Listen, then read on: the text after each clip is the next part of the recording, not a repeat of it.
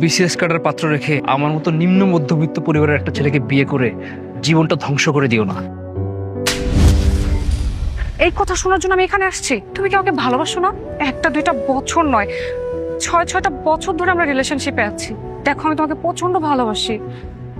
আমি তোমাকে ছাড়া অন্য কাউকে বিয়ে করতে পারবো না। তুমি পারবে আমাকে ছাড়া থাকতে? তোমাকে ছাড়া থাকার অভ্যাস আমি করে নিব, কিন্তু আমার সঙ্গে থাকলে তোমার অনেক কষ্ট হবে, আর তোমার কষ্ট আমি দেখতে পারবো না। আমার কোনো কষ্ট হবে না। তোমার দারিদ্রতা সাময়িক, সময়ের সাথে সাথে সব ঠিক হয়ে যাবে, কিন্তু সাময়িক সুখের জন্য আমি অন্য কাউকে বিয়ে করতে পারবো না। স্নেহা, আমার কথা বুঝতে চেষ্টা করো। তুমি কি বোঝার চেষ্টা করবো? তোমাকে না দেখে আমি এক মুহূর্ত থাকতে পারি না। সবসময় শুধু তোমার কথাই ভাবি, কিন্তু আফসোস তুমি আমাকে কখনো বোঝার চেষ্টা করনি, আর কখনো বুঝপাও না। আমাদের এই ভালোবাসা একটা আবেগ, মোহ, মায়া, আর বিয়েটা দুটি জীবনের একটা কঠিন বাস্তবতা। বিয়ের পরে আমি যখন আমার দায়িত্বগুলো যথাযথভাবে পালন করতে না পারবো, আমাদের এই ভালোবাসার তিক্ততায় পরিণত হবে। স্নেহা, কিচ্ছু হবে না। আমি তোমার পাশে থেকে তোমার সংসারের অভাবকে নিজের সাথে মানিয়ে নিব।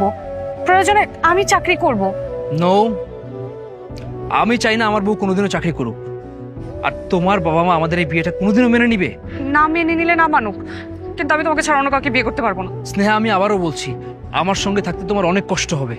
আর তোমার বাবা মার অমতে আমি বিয়ে করতে পারবো না, কারণ বাবা মার অমতে বিয়ে করে কেউ কোনোদিন সুখী হতে পারে না। স্নেহা, তো তুমি আমাকে বিয়ে না করলে তার থেকেও বেশি আমার কষ্ট হবে।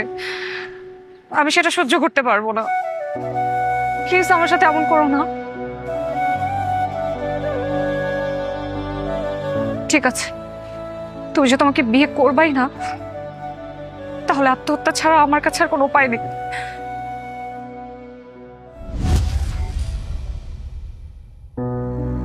এই কথা আর কখনো বলবে না, ঠিক আছে? তুমি যদি আমাকে পেয়ে সুখী হও, আমিও তোমাকে বিয়ে করে আপন করে নিতে চাই।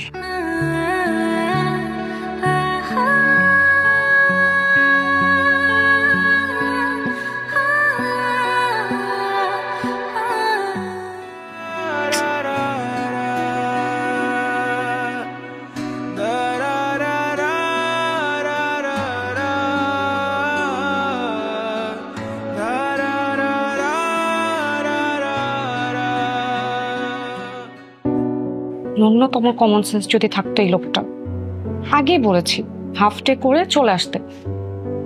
এখনো কোনো খবর নেই। সে কখন থেকে রেস্টুরেন্টে বসে আছে, অপেক্ষা করছে, ফোনটাও ধরছে না।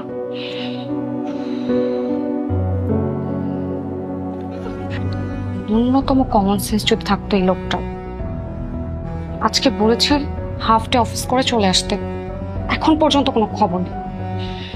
সে কখন থেকে রেস্টুরেন্টে অপেক্ষা করছে।